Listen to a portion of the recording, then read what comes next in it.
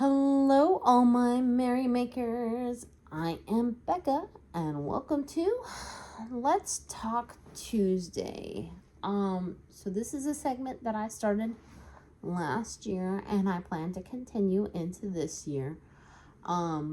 Usually it's about once a month, and I sit down and I have a project that I'm working on. I usually encourage you to grab a project that you're working on.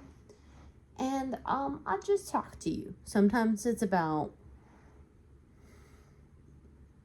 yarny stuff like knit or crochet, but usually it's more of a vlog type thing where I just talk about what's going on in my life and what's on my mind.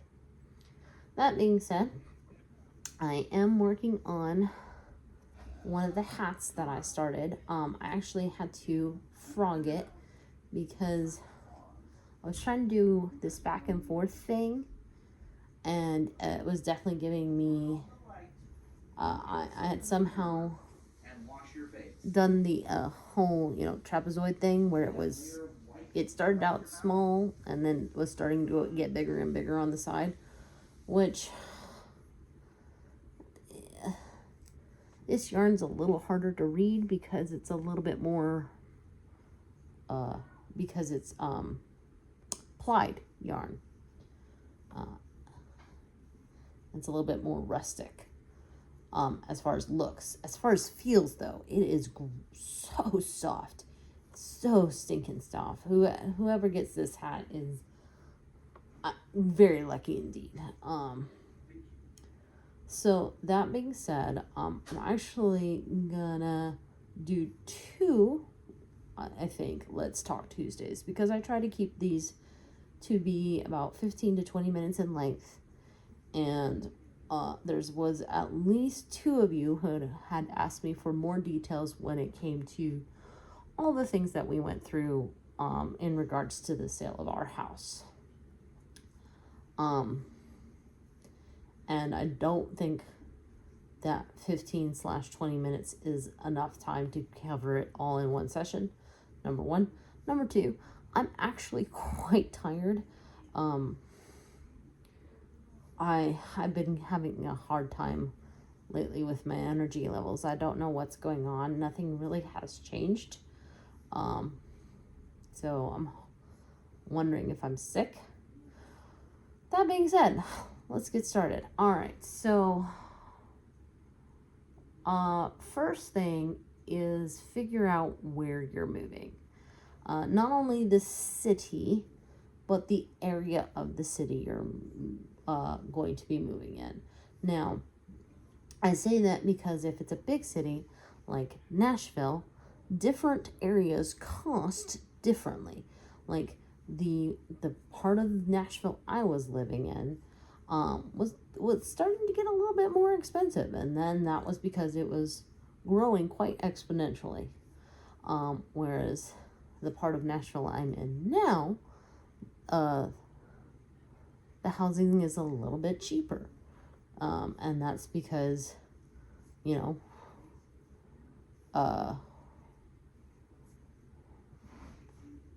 it's not the population's not as high. So the demand for houses are not high. And there's a lot of things that go into determining where you want to live in any city. There's crime rate, there's accessibility to certain stores or things. For me, I didn't want to be too far from my family. So living too far north or east was not an option. Well, not only my family, but my church. My church is on the west side of more west part of Nashville. So and my family's more south. So anything too far north or east was kind of out of the question, and which was just shame because there were some nicer houses a little bit more north and east that were a little bit more in our price range and a little bit more spacious. But, I wanted to make sure I would be able to see my new niece, which I still haven't been able to go see her in person. I had hoped to go today, but between very low energy levels today, and then we had to have the HVAC system repaired today, and also we transferred the pest control service, and that started today. So there was no way I was leaving this house. So I'm gonna wait a couple more days, make sure I am not sick, and then maybe go visit my new niece. If I am sick, I'm gonna have to wait even longer, because I don't know how many of you know this, but under a certain age, you can't even give a baby Tylenol. Their little bodies just can't process it. And I know from personal experience what having a sick baby is like, and when you can't give them anything to help them out, it is the most frustrating and helpless thing you will ever feel. Sorry about that tangent. All right. So figure out where you're going to live. Figure out what you're looking for. What is going to fit your needs. Because for part of what took so long into finding a house was what we were trying to figure out what we actually wanted. Did we want a 4-bedroom? Because I knew that in an ideal world, we would get what we got, which is 5 bedrooms and 2.5 baths. But I also knew that trying to find that within our price range, really close to my family, was just not something that was going to happen. That was not also like an extreme fixer-upper. So knowing what you need as far as amount of bedrooms, and also what that means in square footage. Just because something has 5 bedrooms does not mean it will fit your needs. There was one house that I looked at was 5 bedrooms, but it didn't have a living room basically. And the bedrooms were small. Bedrooms were really small. I think I want to say it was 1,500 square feet, but don't quote me on that because that was a while ago. So versus this house where the rooms are nice and big, there's lots of common space, and this is a little over 1,900 square feet. So not only how many rooms, but what that looks like in space. Now, do I kind of wish this house was just a little bit bigger? Absolutely, because the kitchen is still a little bit on the small side. But if I'm completely honest, if I had kept on searching for something, I would have never found it. Not in the price range we were looking at. So, and it's important to know what your price range is, because then you know how much earnest money you have. If it's not the first, I know Tennessee has a thing where it's like first time home owners don't have to pay certain things. But so if it's your second house though, you have to come up with earnest money, which is a chunk of change that you literally have to put down on a house to basically say that your offer on that house is sincere. And it's like 1% of what the house is being sold for. So if your price range is $300,000 to $400,000, the amount of earnest money you should have, that's $300,000 to $400,000, by the way. The amount of earnest money, just earnest money, should be $3,000 to $4,000. So there's that.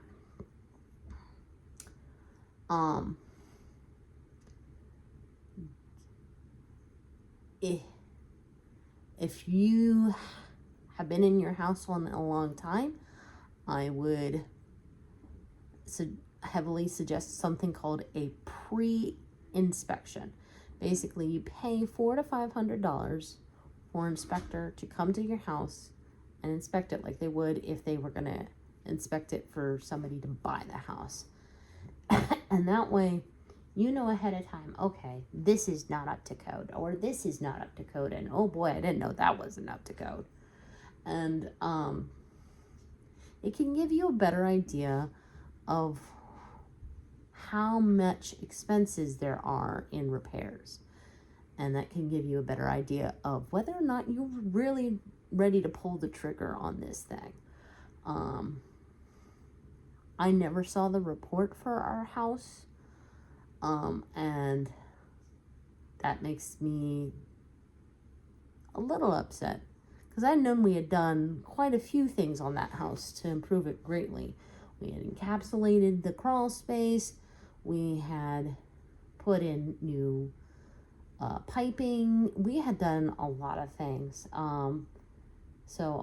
But I don't know how much of it was technically not up to code. Because a lot of it my mom and dad did, and my husband did, during the renovation when we did it back in 2020. Which brings me to my next point.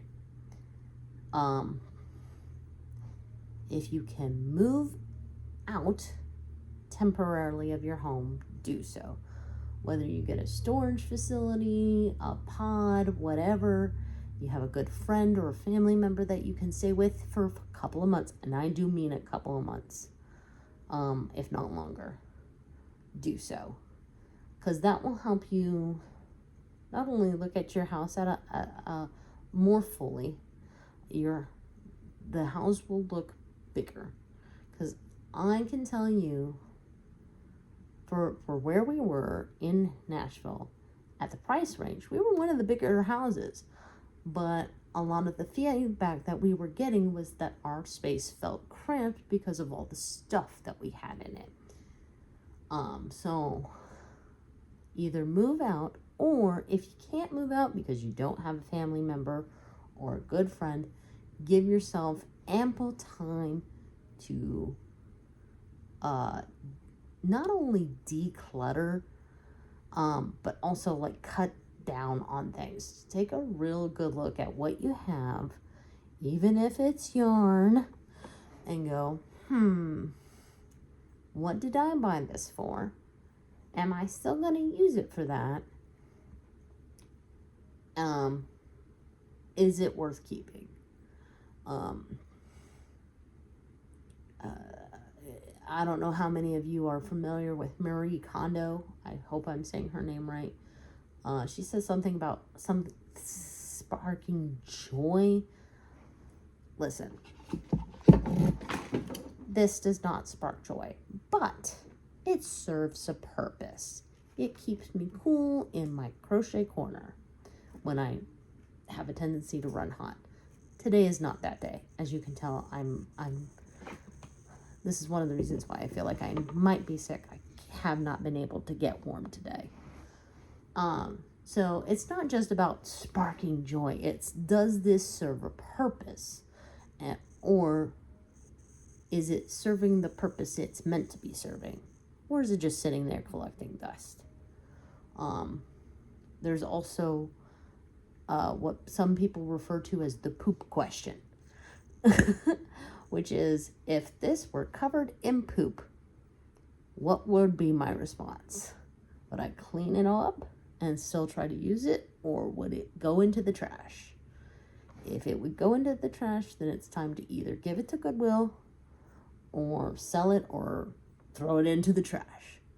Because, yeah.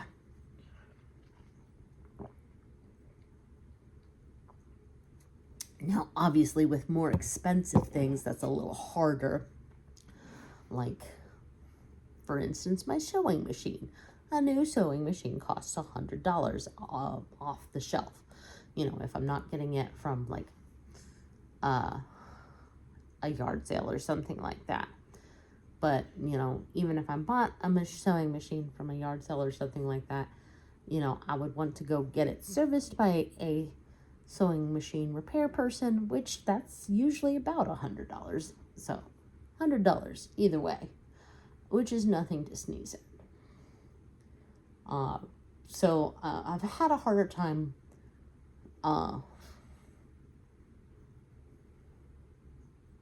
saying it's time to let go of the sewing machine. I'm basically going to give myself one more chance to learn how to sew again, because I've forgotten how to learn. I know the general basicness of how things are supposed to go, but that's about it. Like,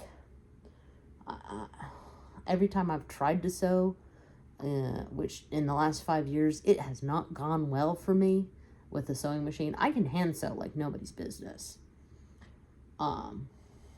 But anyway, and we're already at 16 minutes and I haven't even covered everything.